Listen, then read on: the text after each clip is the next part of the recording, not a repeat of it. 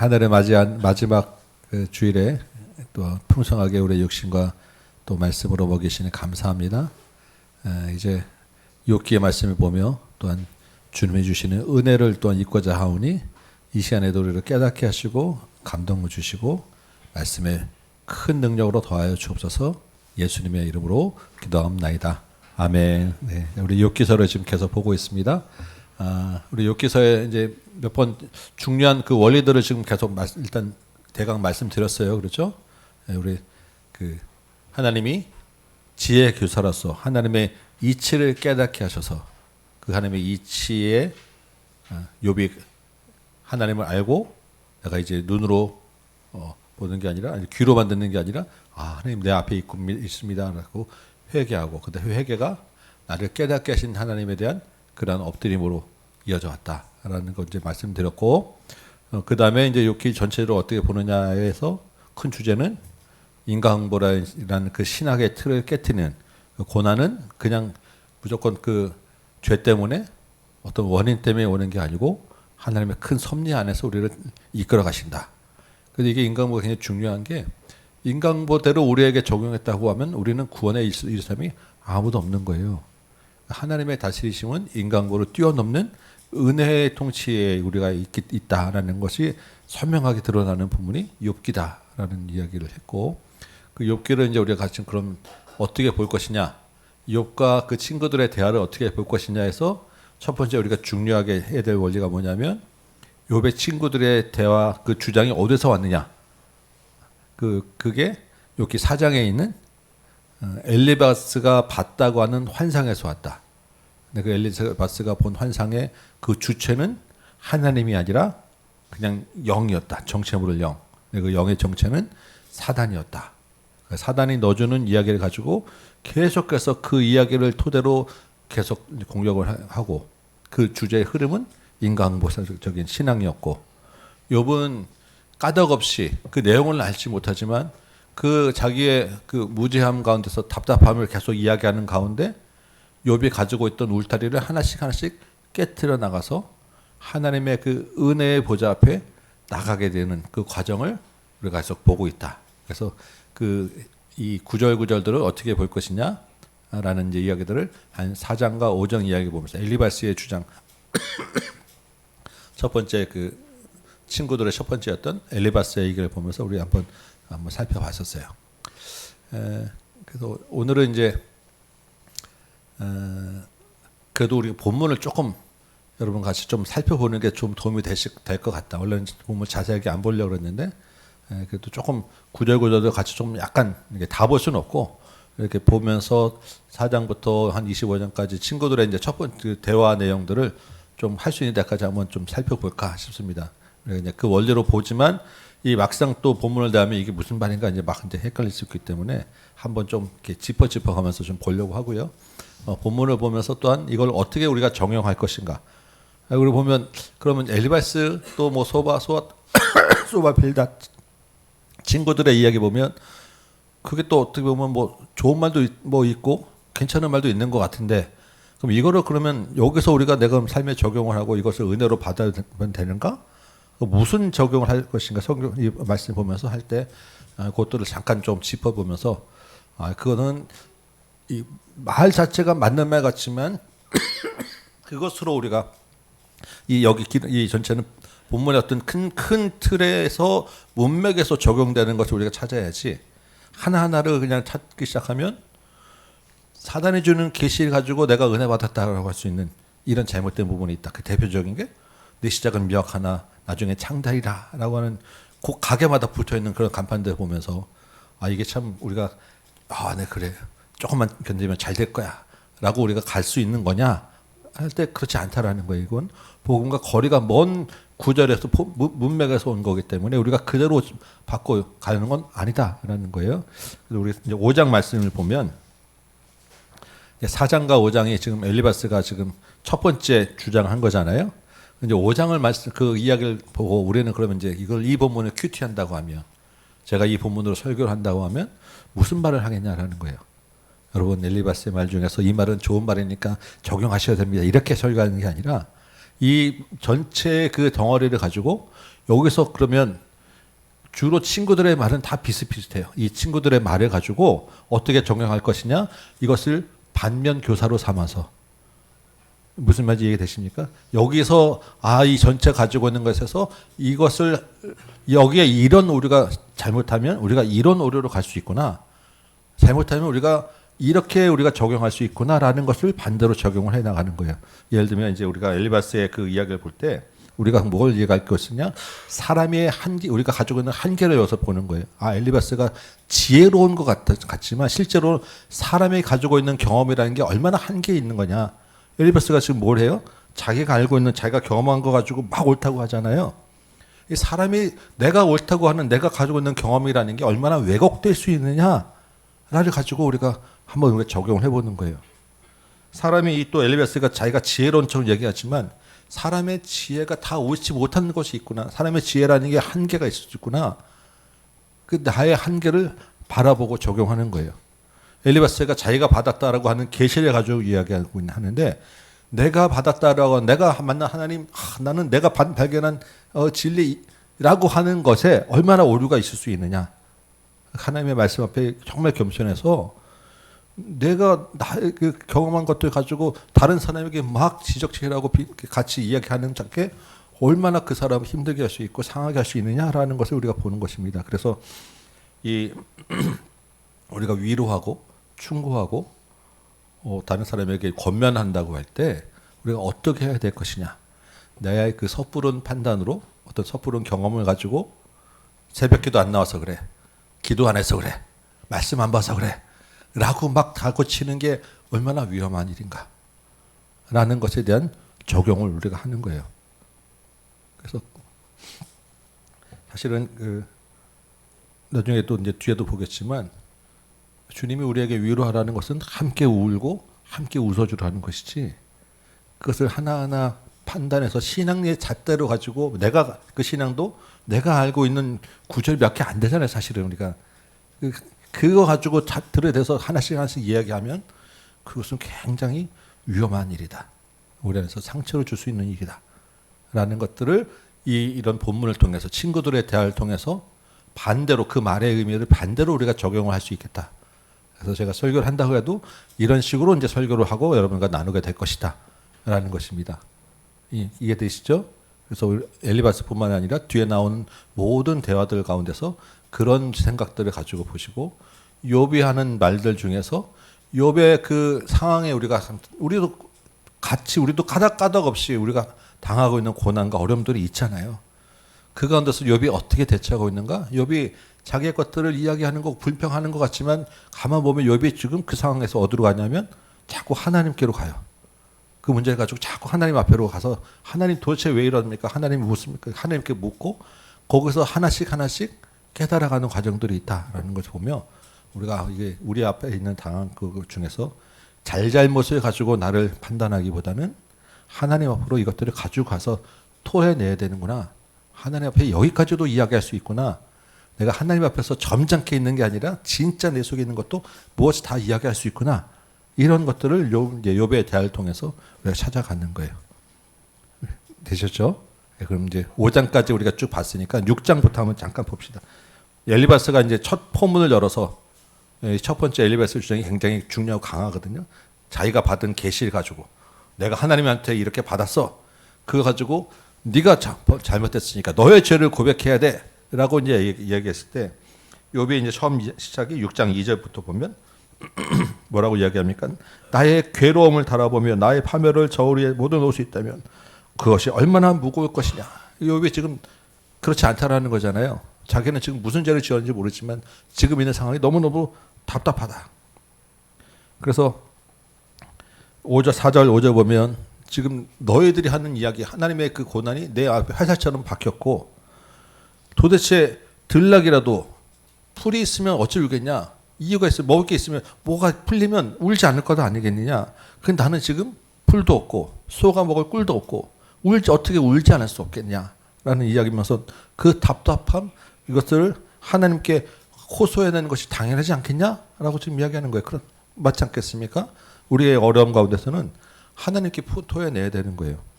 6장 14절 15절도 보면 그런데 친구라고 하는 자가 낙심한 자가 비록 젖는 자의 경외의 화계를 저버릴지라도 그러니까 하나님의 징계를 받아서 정말로 정말 그 바닥에 떨어졌을지라도 적어도 친구는 와서 위로해야 되는 거 아니냐? 적어도 친구는 그래도 손잡아 줘야 되는 거 아니야?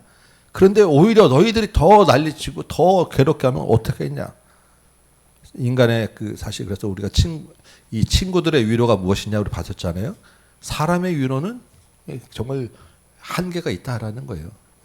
사람의 위로는 기껏 위로한다는 게 지금 더 후벼파고 있다라는 거예요.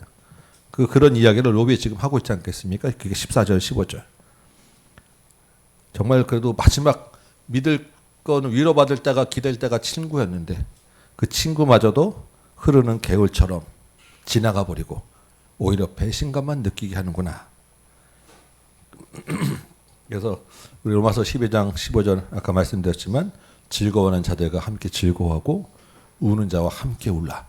이게 주님이 우리에게 주시는 위로의 방법이에요. 이렇게 6장에서 이제 정말 친구들에 대해서 섭섭함을 토해내고 하나님께 이야기하기 시작하면서 7장에 넘어가면 욥이 깨닫는 것은 1절부터 이제 10절까지 보니까 1절부터 10절까지 마음 중에 품꾼의 날 같다. 그러니까 인생이라는 게 뭐냐? 욥의 인생이라는 게 뭐냐? 정말 잠깐 지나가는 것 같다라는 이야기를 합니다. 정말 내가 지금 고난 안에 있지만 이것이 그 고난 가운데 아무 희망도 없고 그냥 죽으면 다 끝이는 게 인생 아니겠느냐? 바람 같은 인생 가운데서 7절에 보니까 그 바람 같은 인생 가운데서 누굴 찾기 시작해요? 하나님을 찾기 시작합니다. 하나님 내 생명이 한낱 바람 같음을 생각하시고 나의 눈이 다시는 행복 보지 못할 것을 돌아보시고 하나님 나를 돌아보시오. 나는 한계가 있고 나는 부족하니까 하나님 나를 좀 불쌍히 여겨 주세요. 나는 정말 잠깐 살다가 죽을 인생이지만 나를 좀 붙잡아 주세요. 하나님께로 이제 그 자기 이야기를 돌리게 됩니다. 그러면서 이제 12절 보면 하나님 내가 바다입니까? 내가 바다 괴물입니까? 그래서 구약에서 대부분 이 바다 괴물이라고 하는 것은 이 어둠의 세력, 악의 세력들을 상징하는 거예요. 그러니까 하나님 내가 바다 괴물입니까? 라는 것은 하나님이 특별히 악의 세력은 어떻게 해야 돼요? 계속 지켜보면서 저놈이 혹시 딴짓 못하게 하나님이 지금 악은 계속 보고 계시고 심판하신단 말이야. 이 생각에. 그러니까 하나님 왜 나를 계속 이렇게 하나하나 다 쳐다보고 나를 감시하고 나를 이렇게 못 살게 하십니까? 제발 날 좀 그만 보시고 제발 나 좀 내버려 두면 안 되겠습니까? 라고 하는 그런 탄식을 지금 쏟아내고 있다는 것입니다. 그런데 사실 하나님이 우리를 보시는 것은 뭐예요? 하나님이 우리를 돌보시기 위해서 보는 눈이에요. 우리가 가는 곳곳마다 24시간 내내 CCTV가 다 달려 있어가지고 모든 화장실 갈 때까지도 나를 다 이렇게 찍고 있고 그것이 다 공개된다고 생각하면 여러분 생각만 해도 끔찍하죠. 근데 그게 얼마나 이제 나를 피곤하게 하느냐라는 건데 하나님의 눈이 그거보다 더 깊게 나를 지켜보고 있다라고 했을 때 그럼 하나님이 나를 감시한다라고 여러분 받겠습니까? 하나님이 나를 정말 저놈 뭔 짓 하는지 내 생각과 모든 머리털까지 세신바 되었다라고 할 때 하나님이 나를 좀 꼼짝 못하게 나를 올가매고 계시다라고 지금 그런 거겠냐고요. 지금 욥의 그 고난 가운데서는 그러한 심정까지도 느끼게 됐지만 실제로는 하나님이 나를 정말로 세밀하게 돌보시는 분이다라는 거예요. 지금 그러니까 욥이 지금 그런 것을 알면서도 얼마나 지금 고통 가운데서 하나님을 찾고 있느냐라는 이야기입니다.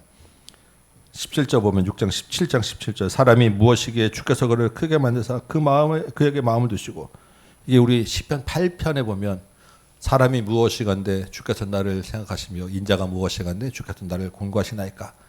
이 이야기는 원래 이 말씀을 이제 가지고 와서 지금 이야기하는 건데 이 말씀은 정말로 이 부족한 연약한 나를 인간을 하나님이 참 존귀하게 여기시고 돌보신다라고 하는 하나님에 대한 찬양이에요.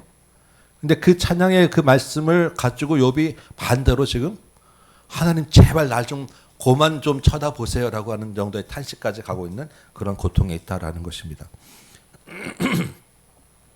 20절에도 사람을 감찰하시는 이여 내가 범죄하던 듯 주께 무슨 해가 되오리까. 뭐 그렇죠. 사실 내가 뭐 조금 하나 뭐 잘못했다고 해서 하나님 나라에 무슨 큰 표가 나겠습니까? 그런데도 왜 나를 이렇게 표적으로 삼아서 관역으로 삼아서 나를 이렇게 괴롭게 하시나이까. 하나님께 지금 자기의 고통을 토해내고 있다. 그래서 이게 욥의 불만이 아니라 이제는 자기 그냥 어쩔 줄 몰랐던 그 자기 마음을 하나님께로 가지고 가는 그런 과정이다라고 우리가 이제 이야기 생각할 수 있는 거예요. 여러분 우리 고난 가운데서도 늘 하나님을 찾으시기 바랍니다. 우리가 어려움을 토해내고 도움을 요청할 곳은 하나님 한 분이에요. 사람에게 어떤 다른 것에 의지하지 마시고 하나님을 바라보자라는 것이 이 욥의 대화 가운데 욥의 그 이야기 가운데 우리가 받을 교훈입니다. 네, 적용이에요. 이렇게 하나씩 좀 본문들을 여러분 읽어 나가시면 될 것 같아요. 8장에 보면 이제 두 번째로 이제 그 빌닷이라고 하는 사람이 첫 번째 이야기하죠. 빌닷은 무슨 얘기를 하냐면 하나님은 공의로우신 분이야. 맞죠? 하나님은 공의로우신 분 맞습니다. 그러니까 8장 2절에도 내가 어느 때까지 하나님 앞에 이런 말 하겠고 3절에 하나님이 어찌 정의를 굽게 하시겠으며 전능하신 이가 어찌 공의를 굽게 하시겠는가? 너와 내 전들이 죄였으면 그 죄에 하나님이 합당한 벌을 내리는 게 하나님의 정의야, 공이야. 그러니까 회개하라. 그러면 깨끗하게 되고 청결하게 되고 평안하게 될 거야. 그러면 지금은 이렇게 비록 곤광 가운데 있지만 나중에는 다시 창대하게 될 거야. 이게 두 번째 빌닷의 주장인데 이것을 그대로 받아서 맞아요 하나님 공의로우신 분인데라고 우리가 적용하면 안 된다라는 거예요. 하나님의 공의는 여기서 찾는 게 아니라 선지서에서 찾아야 돼요. 하나님의 정의와 공의가 이야기할 때 하나님은 반드시 뭐라고 이야기하냐면 가난한 자를 돌보는 게 하나님의 정의라고 이야기해요. 선지서에서 이스라엘의 왕들이 종교 지도자들이 백성들을 억압하고 탄압할 때 우상 숭배하라고 몰아세울 때 그 현장을 그것을 심판하고 그건데서 억압받는 백성들을 다시 돌보는 것이 하나님의 정의다라고 이야기를 하는 거예요. 하나님이 우리 앞에 그냥 딱 저울 놓고 눈에 눈이 이에 눈이 이렇게 모든 것을 때려 부시는 그것이 하나님의 정의와 공의가 아니다라는 것입니다. 하나님의 그런 성품과 하나님의 그 설명에 대해서 우리가 그럼 어떻게 이해를 해야 되느냐라는 거예요. 이런 그 주장 가지고 지금 사단의 영에 끌려서 주장하는 이야기를 가지고 하나님께 들이대면 맞지 않다라는 거예요. 우리는 그래서 하나님의 전체적인 그 어떤 분이라고 하는 하나님의 말씀 또는 하나님의 말씀에 감동된 선지자의 말을 통해서 하나님에 대한 것들을 찾아 나가야 된다라는 것입니다. 지금 빌닷이 이야기하면 하나님의 공의로우신 분, 너무나도 맞는 말 같아요. 근데 하나님의 공의를 갖다 드리다면 이 세상 우리는 살아날 자 아무도 없다라는 거예요. 이 빌닷이 이야기하는 공의대로 이야기한다고 하면 하나님은 공의 하나님이지만 어떤 하나님이에요? 은혜의 하나님이시잖아요. 하나님의 은혜가 공의보다 훨씬 더 크게 작용하고 있잖아요. 그래서 하나님의 공의를 어디다가 쏟아부으셨어요? 예수 그리스도에게 다 쏟아부으셨잖아요. 이것이 하나님이에요. 우리가 믿는 하나님. 이 빌닷이 이제 또 뭘 얘기하냐면 8절에 보면 청하건대 너는 옛 시대 사람에게 물으며 조상들이 터득한 일을 배울지어다. 전통이 중요해. 우리가 믿고 세상에서 배운 것이 중요해. 그게 뭐냐면 인간보예요. 그게 너무너무 중요하잖아. 배운 대로 해야지. 우리가 지금 계속 이어져 내려오는 것 지켜야지. 누구랑 똑같습니까? 예수님 당시에 율법 가지고 드렸던 바리새인하고 똑같은 이야기를 하는 거예요. 그런데 지금 하나님은 그 틀을 다 벗어버리고 장로의 전통, 율법의 전통, 얽매이던 것들 다 풀어서 우리를 자유케 하셨잖아요. 그런 이야기들을 우리가 하나씩 지금 다 짚어나가는 것입니다.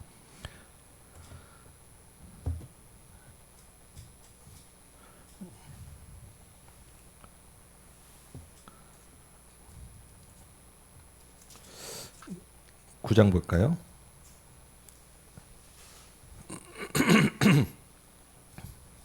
구장 2절 보면 진실로 내가 이 일이 그런 줄 알거니와 인생이 어찌 하나님 앞에 의로우랴. 그렇지 않겠습니까? 우리 앞에 하나님의 그런 공의와 정의의 잣대로 들여다보면 하나님 앞에 의로울 사람은 아무도 없어요. 그러니까 우리에게 뭐가 필요하냐면 예수 그리스도의 의가 필요한 거예요. 욥이 그래서 이 9장에서 주장하는 것은 하나님과 나 사이에 누군가가 좀 중보자가 좀 있으면 좋겠다. 좀 내 사정을 좀 알아서 하나님과 나 사이에 좀 중재해 줄 누가 있으면 좋겠다. 이 정말 나의 부족함, 이 연약함, 이 까닭없는 고난 가운데서 하나님이 좀 누가 조금 이것을 하나님께 잘 이야기해 줘서 이거 좀 설명해 줬으면 좋겠고 나에게 지금 하나님이 무슨 이야기를 하고 있는지도 좀 내가 좀 알게 했으면 좋겠다. 도대체 나는 모르겠구나라는 이야기를 합니다. 그게 9장 2절부터 좀 이야기. 우리 33절 볼까요? 그래서 우리 사이에는 하나님과 나 사이에 손을 얹을 판결자가 없구나. 누군가 좀 중재해 줄 재판관이 있었으면 좋겠다. 왜 지금 욥의 입장에서는 도대체 내가 무슨 죄를 지어서 이렇게 고난을 받는지 모르겠고 욥도 아직은 그 틀을 벗어나지 못했기 때문에 도대체 하나님이 무슨 이야기로 왜 그렇게 했는지를 좀 알게 하옵소서. 10장 2절에서도 내가 하나님께 아뢰오리니 나를 정죄하지 마시옵고 무슨 까닭으로 나와 더불어 변론하신지 내게 알게 하옵소서. 하나님을 찾으면서 하나님의 뜻을 알고자 하는 욥. 우리가 고난 가운데서도 우리가 해야 될 자세와 태도가 이렇다라는 것입니다. 하나님의 뜻을 내게 알게 하여 주옵소서. 우리는 이미 근데 중재자가 있어요. 중보자가 있어요. 누가 있습니까? 우리 안에 예수 그리스도가 성령께서 그 뜻을 알게 해주시기 때문에 주님께 묻고 구하고 찾는 것 이게 고난 가운데 우리가 적용해야 될 자세입니다. 이렇게 이제 욥이 하나님을 찾으며 하나님과의 관계에서 좀 해결할 그런 중보자를 찾으니까 이제 소발이라고 하는 친구가 이제 이야기를 하죠. 지금 이제 첫 번째 엘리바스가 얘기했고 빌닷이 얘기했고 지금 소발이 얘기하고 있는 거예요. 소발이 뭐라고 얘기합니까? 11장 2절. 말이 많구나. 너 참 말 많다. 너 참 하나님이 다 아시는데 응? 그렇게 말 많아서 네 말로 의롭다면 얻을 수 있겠냐? 라고 이제 이야기하죠. 아무리 네가 죄가 없다고 한다 해도 하나님은 모든 걸 아신다. 우리 11장 10절 말씀 볼까요? 하나님은 두루 다니시고 사람을 가두시고 재판 여시고 이런 분이다. 근데 그 하나님 앞에 누가 막아서냐? 여러분 그렇겠습니까? 오늘 살펴봤잖아요. 하나님이 두루 다니며 감찰하시지만 누가 잘못하고 있는지를 찾아보면서 다니신 분은 아니라는 거예요. 근데 지금 인간보의 틀로만 보기 때문에 하나님은 누가 무슨 잘못했느냐 이것만 찾아보러 다니신 분이다라고 지금 이야기하고 있어요.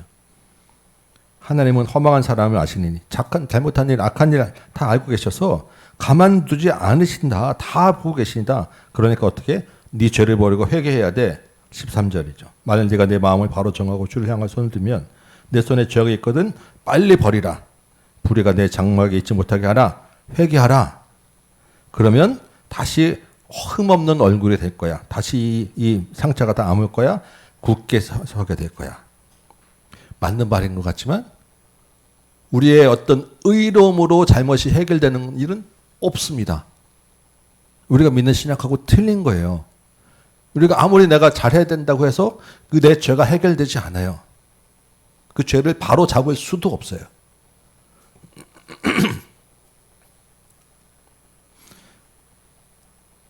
6절 볼까요?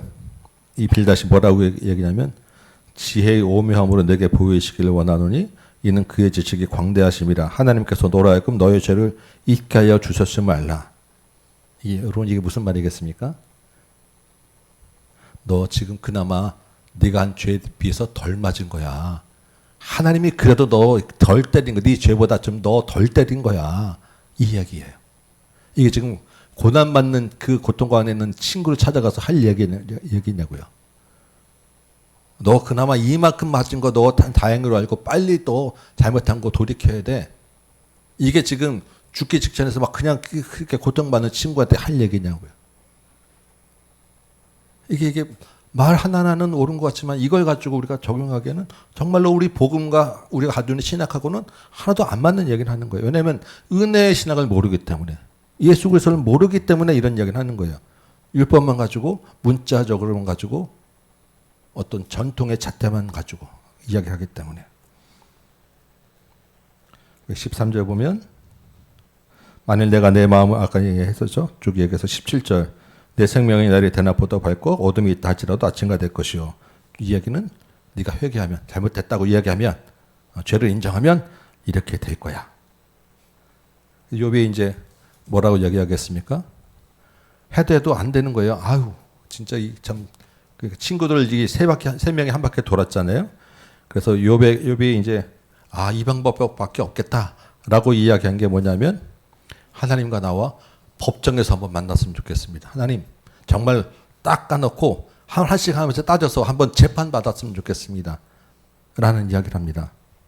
13장 우리 15절.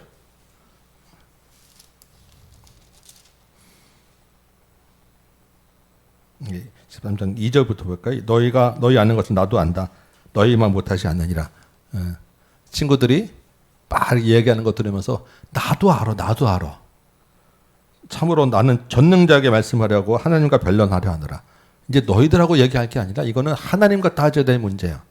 변론이란 말은 재판장에서 따지다 이야기잖아요. 너희는 다 거짓말하는 자야. 왜냐하면 욥은 지금 죄가 없다고 믿고 있기 때문에. 쓸모없는 의견이야. 필요한 얘기를 하는 게 아니라 지금 후벼파고만 있기 때문에. 15절. 그가 나를 죽이시리니 내가 희망이 없노라. 그러나 그의 앞에서 내 행위를 아뢰리라. 내가 죽더라도 하나님 앞에서 정말 내가 판단받고 싶다. 하나님 앞에서 내가 이 이야기를 한번 좀 다뤄보고 싶다. 19절. 나와 변론할 자가 누구이랴? 그러면 내가 잠잠하고 기운이 끊어지리라. 하나님 앞에 내가 서게 되면 하나님의 말씀 듣고 다 드러내게 될 거야. 그러면서 20절부터 하나님께 기도합니다. 하나님, 내가 두 가지 일, 이렇게 여러 가지 사는 것 다, 사는 것 다 하나님 앞에 있는데, 하나님 이제 내 죄를 나를 하나님 앞에 드러내게 해 주옵소서. 하나님 좀 만나 주옵소서. 하나님 내가 지은 죄가 무엇인지 알게 하시고, 하나님이 나를 향한 하나님의 뜻을 알게 하옵소서. 하나님께 지금 기도하고 있는 욥의 모습. 그리고 이제 세 친구가 한 번씩 다 이야기했잖아요. 이제 첫 번째 대화 사이클이 끝나고 15장부터는 이제 두 번째 대화 사이클이 들어가는 거예요. 그럼 누가 제일 먼저 이야기하겠습니까? 엘리바스가 이제 다시 이야기하는데 또 무슨 얘기부터 하는 거예요? 자기가 봤던 환상 계시 가지고. 그게 15장부터 시작합니다. 엘리바스가 이야기할 때, 자, 11절 볼까요? 15장 11절. 하나님의 위로와 은밀하게 하시는 말씀이 내게 작은 것이냐? 하나님의 위로와 은밀하게 하시는 말로 들었던 게 뭐냐면 엘리바스가 봤던 사단이 주는 환상 계시인 거예요.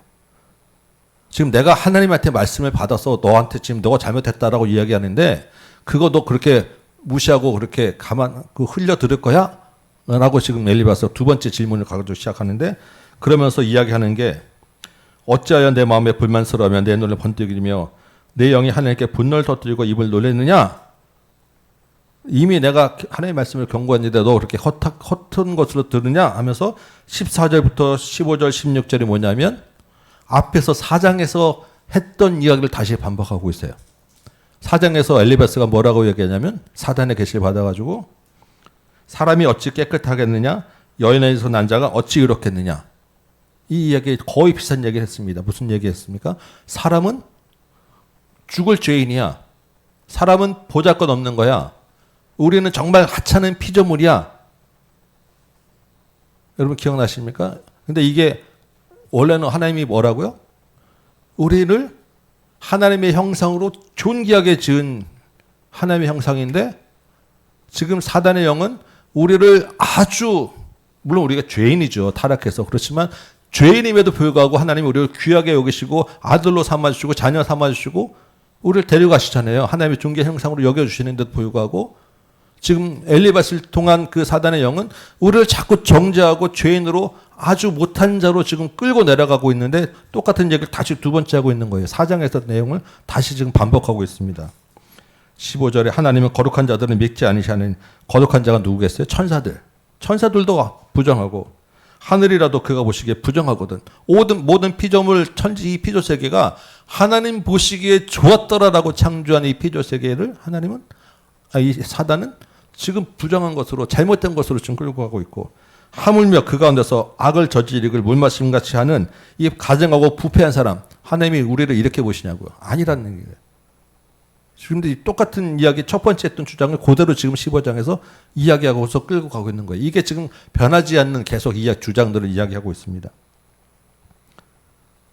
그러면서 20장에 보면 그의 말에 악에는 그의 일평생에 고통을 당하고 포악자 해수는 정해져 있고 그의 귀에는 무서운 소리가 들리고 그가 평안할 때 멸망신자가 그에게 오리니 그가 어두운 데서 나오기를 바라지 못하고 갈날이 숨어서 기다리고 악인에게는 형벌이 정해져 있다라고는 이야기를 합니다.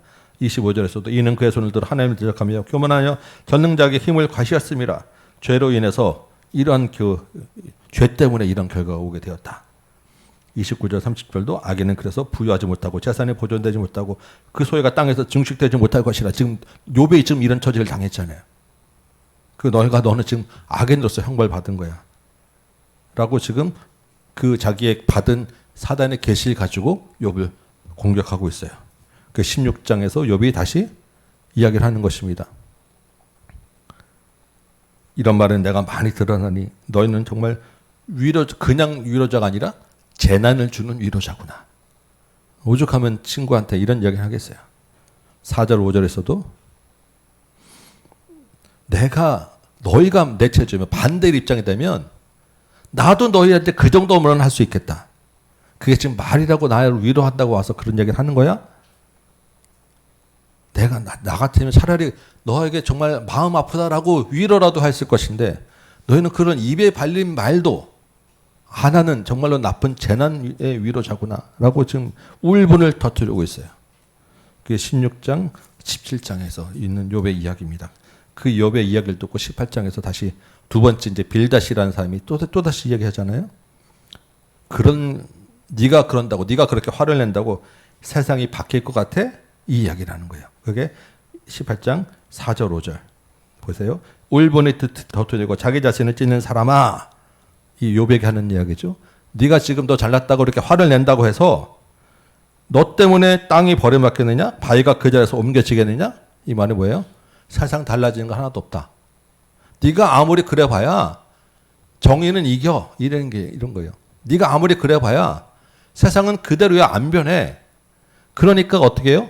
배운 전통대로 우리가 이야기하는 대로 세상 풍자도로 너가 좀 따라와야지. 네가 죄인이라면 죄인인 줄 알아야지. 왜 너 혼자가 이렇게 내 죄 없다고 고집을 부려? 이 이야기를 하는 것입니다. 여러분 이게 세상에서 우리를 향할 때 하던 조롱과 똑같아요. 네가 그렇게 혼자 죄 짓자, 너 혼자 잘났다고 이렇게 깨끗하게 산다고, 너 혼자 이렇게 한다고 뭐가 달라지니? 네가 이렇게 열심히 교회 나간다고 교회에서 밥이 나와 떡이 나와. 네가 그렇게 하나님 앞에 한다고 뭐 새벽기도 하고 말씀 보고 네가 신앙생활 한다고 네가 너 달라지는 게 뭐 있어? 우리 사실 우리 신앙생활하지만 특별히 우리가 갑자기 로또 맞거나 우리가 뭐가 잘 되거나 이런 거 별로 없잖아요. 그러니까 세상이 우리를 향해서 이런 조롱한다고요. 너 혼자 깨끗한 척 해봐야, 너 혼자 하나님 앞에 믿음 지킨다고 해봐야 뭐가 달라지는데 그냥 나처럼 우리처럼 적당히 좀 행동도 하고 적당히 그냥 묻어서 살고 그러면 되지. 그냥 적당히 먹고 사면 되지. 세상이 우리를 향한 조롱이 빌닷의 이야기에 그대로 들어있습니다. 여러분 어떻게 생각하십니까? 아니잖아요. 우리는 하나님 앞에서의 우리의 관계를 바라보는 것이지 세상의 어떤 그 기준과 잣대를 가지고 우리가 살아가는 게 아니라는 거예요. 지금 요 빌닷의 공격과 빨리 똑같이 지금 그런 이야기를 맞춰서 살고 있다. 대충 좀 편하게 살아. 이 이야기가 빌닷이 욥에게 하는 비아냥입니다.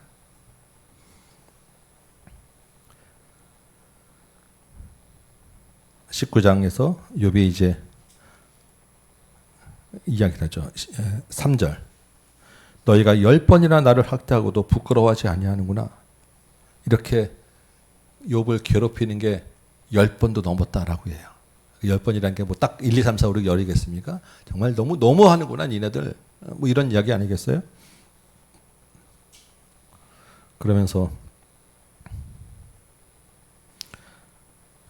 비록 내게 허물이 있다 할지라도 그 허물이 내게만 있겠느냐? 나만 이렇게 죄겠느냐? 그게 너희들 말한 대로 인간고라고 하면 그 내가 죄 때문에 그러면 너는 지금 그렇게 네가 잘나서 지금 너는 그렇게 있느냐? 이런 얘기 아니겠어요? 너는 죄 없니? 욥이 오죽하면 이런 얘기 하겠습니까? 그래서 우리가 참 다른 사람을 권면할 때도 참 이걸 생각하면 함부로 말을 못할 것 같아요. 신앙생활 잘해라고 하는데 가만히 있으면 내가 나는 뭐 어떻게 뭐 잘해서 이렇게 있겠냐고요. 그러니까 그런 잣대로 우리가 다른 사람을 바라보게 되면 늘 다른 사람만 바라보지 나에게는 그 잣대를 잘 안 들이댄다고요. 19장 우리 21절 볼까요? 나의 친구야, 나를 좀 불쌍히 여겨다오. 이렇게 고난받는 가운데 있는 나를 좀 불쌍히 여겨다오. 참 욥이 얼마나 참 안타깝습니까? 하나님이 나를 치셨고 그런데 너희까지 어떻게 나를 박해하느냐? 하나님의 그 손으로 내 살 이렇게 없어진 것만 갖고 너희가 참 만족 못하니? 그럼 내 뼈까지 다 으스려 줘야 되겠니? 예, 참 고통 가운데 사는 이야기입니다.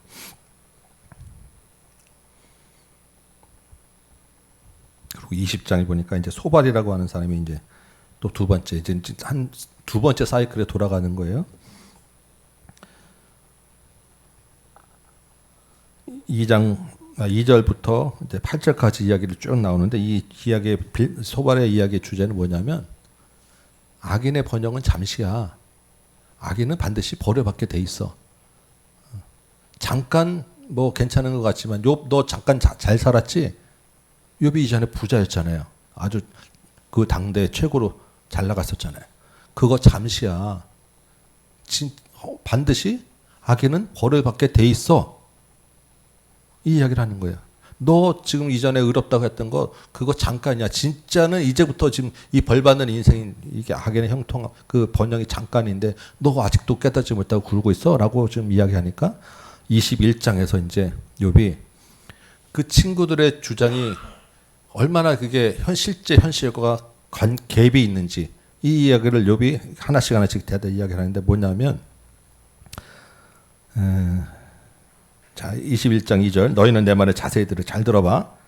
이것이 너희에게 위로가 될 것이라 나를 용납하지 말하게 하라. 내가 말하는 너희가 조롱할지라. 내가 뭐 내 얘기를 잘 들어봐. 자 7절 어찌하여 악인이 생존하고 장수하며 세력이 강하냐. 네가 악인의 번영은 잠시라 그랬지. 근데 잘 봐봐. 세상의 실제 어떤가? 악한 사람이 오래 살아. 장수가 복이잖아 옛날에는. 근데 저 원수 왜 빨리 안 죽나는데 그 원수가 구역구역 살아가지고 나보다 더 오래 살고 잘 사는 게 세상의 현실 아니겠어요? 우리 몇 년 전에 우크라이나 전쟁 처음 났을 때 이런 얘기 해도 되나 모르겠네. 우리끼리 이제 많이 할 때 그때 막 뉴스 한책 나왔던 게 러시아 누구죠? 푸틴 건강 이상설이 막 나와가지고 아 우리 곧 죽겠다. 그럼 전쟁 끝나겠지 얘기했는데 지금까지도 아주 멀쩡하게 건강하게 잘 다니고 있어요. 저 원수 왜 안 데려가지 하는 그 원수가 세상에서는 오래 산다니까요. 오래 살게만 하겠습니까? 8절에 그 후손들이 잘 되고 9절에 그들의 집은 평안하고 두려움은 없고 똥똥거리며 잘 살아요. 하나님의 매가 그들 위에 임하지도 않고 11절 보니까 그 자식들은 다 유학 보내고 아이들을 양떼같이 보내고 이미 이때도 유학 보냈다니까 애들이 해외 유학 보내고 돈으로 다 유학 보내서 그 애들이 다시 돌아와서 또 잘 살고 대대에서 자자손손 잘 먹고 잘 사는 것 같다라는 게 지금 현실이에요. 현실. 우리 지금 이 시대도 마찬가지 아니겠어요?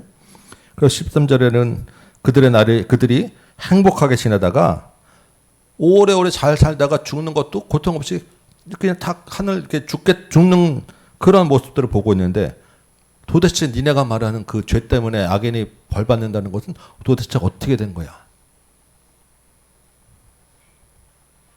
이게 안 맞잖아.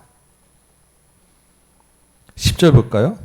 그들의 수소는 새끼를 베고 그들의 암소는 낙태하는 일이 없이 새끼를 낳는구나. 이게 우리말로 치면 그 사람들은 악인들이 투자하는 족족 대박을 쳐가지고 돈도 잘 벌어. 우리는 정말 열심히 살아도 정말 이 오르는 물가 때문에도 허덕허덕하고 있는데 이 악인들은 잘 사는 사람 부자들은 손대는 족족 돈 냄새를 어떻게 그렇게 기가 막히게 잘 맡는지 부동산 투자해서 오르고 또 다른 거 투기해서 오르고 그게 지금 현실인데 이 현실을 어떻게 할 거냐라는 이야기를 하는 것입니다. 이런 악인들의 그 형통함, 악인들의 행복에 대해서 악인들이 그 14절 보면 그렇게 악인들이 큰 소리 잘 사는데도 불구하고 그들이 뭐라고 이야기하냐면 하나님은 필요 없으니까 우리를 떠나세요. 하나님 이제 하나님 없어도 됩니다라고 이야기하고 하나님께 15절에는 기도한들 무슨 소용이 있어? 이게 악인들 하는 이야기인데 이 정도까지 지금 이야기하는데 도대체 너희 친구들 이야기가 어디가 어떻게 맞냐라는 거예요. 욥도 마음에 아무리 내가 기도하는데도 나는 지금 그 해결이 되지 않고 세상에서는 정말 진짜 악인들은 떵떵거리며 잘 사고 있고 17절에서 그래서 욥이 친구들에게 이러한 악인의 형통함을 도대체 어떻게 설명할 거야? 라고 질문하고 있습니다. 이러한 똑같은 악인의 형통에 대한 이야기가 시편의 73편에 있어요. 여러분 시편 나중에 73편 한번 쭉 보시면서 거기서 뭐라고 이야기하냐면 악인에서 이 땅에서 악인의 형통함이 있을지라도 하나님은 반드시 그것을 심판하시는 거예요. 하나님은 알고 계시다. 하나님의 영원한 심판이 있음을 우리가 보여주지만 현실에서는 그것이 다 이루어지지 않을 수도 있다라는 것을 성경은 이야기합니다. 그러니까 의인이 받는 고난과 완전 반대 현상도 있을 수 있다라는 이야기를 하는 거예요. 그래서 23절부터 욥이 이렇게 산들 저렇게 산들 우리 인생은 다 똑같구나. 어차피 죽는 것은 마찬가지구나. 우리 전도서에서도 이런 비슷한 얘기 나오지 않았겠습니까? 죽음 앞에서는 다 똑같구나. 내가 하나님 앞에서 정말 사는 게 이 죽음 위에 하나님 앞에 가는 것이 의미가 있지. 이 땅에서 이렇게 사는 게 무슨 의미가 있겠느냐라는 이야기를 이야기해요. 그런데도 34절 너희는 나를 헛되이 위로하느냐? 너희 대답은 거짓일 뿐이니라.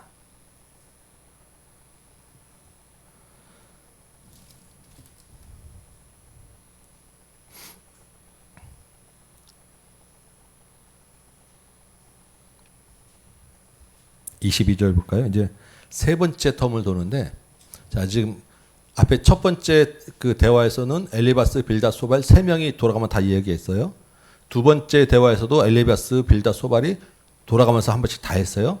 세 번째 대화에서는 엘리바스가 이야기하고 그 다음에 누가 이야기합니까? 빌닷만 얘기해요. 소발은 이제 대화에 빠졌어요. 그리고 이야기하는 분량이 자 25장 볼까요? 빌닷이 그래도 한 장 이상씩 이야기하는데 한 장의 이야기가 6절로 급격하게 줄어들어요. 이게 뭘 이야기하냐면 친구들도 이제 이야기하다 보니까 어차피 더 이상 얘기해봐야 소용없구나 그래서 말이 이제 다 짧아지고 입을 닫아버려요. 지금 이런 게 같이 계속 공격하다가도 아유 저거 말도 해도 깨닫지 못하는데 아유 말하는 내 입이 아프지. 지금 이 형태로 지금 가고 있다는 것입니다. 욥도 마찬가지예요. 그래서 이 대화의 이 텀이 굉장히 짧아요. 2장, 3장씩 대답하던 욥도 이제 짧게 그 이야기가 줄어들고 그렇게 이 세 친구의 대화가 이런 식으로 마무리되고 28장 이후에 새로운 국면으로 전환되는 거예요. 오늘 이 22장, 23장, 24장, 25장까지 여기는 그냥 여러분들 쭉 한 번씩 읽어보시죠. 똑같이 지금 이런 패턴으로 보시면 될 것 같아요. 22장에서 하나만 더 보시면 엘리바스가 이야기하는데 6절부터 7절, 8절 보면 까닭없이 형제를 볼모로 잡으며 헐벗은 자의 의복을 벗기고 목마른 자에게 물을 마시게 하지 아니하며 주민 자에게 음식을 주지 아니하였구나. 누가 이랬다는 거예요? 욥이 지금 이렇게 했다라는 것입니다. 가난한 자를 못 살게 구고 더 착취하고 너 그렇게 하지 않았냐? 라고 이야기하는데 욥이 그런 적이 있습니까? 아니에요. 그러니까 이제는 이 거짓의 영, 사단의 영을 받아서 이야기하다 보니까 그것이 거짓말까지 이 야곱이 되는 거예요. 그 우리가 하다 안 되면 막 없는 거 부풀려서 막 얘기하고 막 그렇게 되잖아요. 지금 욥의 친구들이 그 똑같은 이야기를 하고 있다라는 것입니다. 20장에서도 보면 20장 19절. 지금 친구들이 찾다 욥에게 계속 도대체 내 죄가 뭐냐라고 뻗팅기니까 욥의 친구들이 찾은 죄목이 뭐냐면 20장 19절이에요. 네가 가난한 자 학대하고 버렸잖아. 네가 세우지도 않은 집을 빼앗았잖아. 네가 지금 돈에 눈이 멀어가지고 네가 지금 막 돈을 이렇게 부정한 돈을 모았잖아. 네가 모은 그 부자 된 거 다 잘못된 것으로 남의 거 빼앗은 것으로 네가 부자 된 거잖아. 라고 이야기하는데 전혀 사실과 맞지 않은 그 죄를 만들어서 지금 공격을 하고 있더라라는 이야기입니다.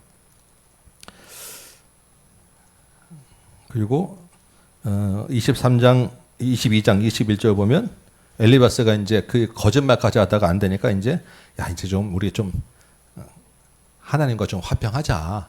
이제 몰아세우는 거로 안 되니까 당근 주어서 이제 유혹하고 좀 화평의 제스처를 취하는 그런 얘기까지 회유를 하고 있어요. 야, 너 이제 그만하고 하나님과 좀 평안하는 게 좋지 않게 이 정도까지 하고 이제 적당히 하고 이제 우리 좀 이렇게 잘 대화로 좀 풀자. 뭐 이런 이야기로 지금 하는 게 21장 21절. 너는 하나님 그러니까 22장 21절 하나님과 화평하고 평안하라. 그러면 하나님이 좀 잘 봐주지 않겠니? 이제 그만 좀 고집 부려라. 이런 이야기를 하는데 여기에 대해서 욥이 23장에 이야기하는 게 우리가 그 유명한 23장 10절. 내가 가는 길을 그가 아시나니 그가 나를 단련하신 후에 내가 순금같이 나아오리다. 라는 이야기를 합니다. 여러분 이 말씀 보면 우리가 참 은혜도 많이 받고 눈물도 많이 흘렸어요. 그래서 이 말씀 보면 내가 우리의 고통과 고난을 겪고 나면 하나님 앞에서 내가 깨끗하게 될까. 이 고난에 지나면 우리의 이 고난은 나의 믿음을 정금같이 새롭게 하기 위해서 하나님이 나에게 주신 거야 라고 우리가 정말 순수하게 받고 기도하고 하지 않았겠습니까? 우리도 지금 또 찬양도 하고 맞는데 이 문맥상에서의 또 이 말을 잘 생각해 보면 지금 이 말의 의미가 그런 이야기겠나? 라는 거예요. 그거보다는 하나님이 내가 한 번 발 옮기는 것도 알게 계시 나의 길 그가 아시나니는 내가 발 한 번 옮기는 것도 하나님 다 아시고 그 하나님이 잘 아시는데 그러면 내가 흠이 없다는 거 내가 정금 같다는 거 하나님 아시지 않습니까? 왜 이렇게 하나님 나를 힘들게 하십니까? 라고 하는 하나님에 대한 탄식 자기의 무죄함을 주장하는 하나님에 대해서 나를 좀 알아달라고 하는 탄식과 주장으로 사실은 그 의미의 문맥은 그렇게 되는 거예요. 나를 좀 자세히 살펴달라는 욥의 요구가 우리가 이 23장 10절 말씀입니다. 10장 10절 11절. 그러니까 이게 참 하나씩 우리가 보면 우리가 그 구절 하나만 떼서 받는 은혜로 잘못 해석하고 보는 게 너무나도 많다라는 걸 우리가 생각하게 돼요.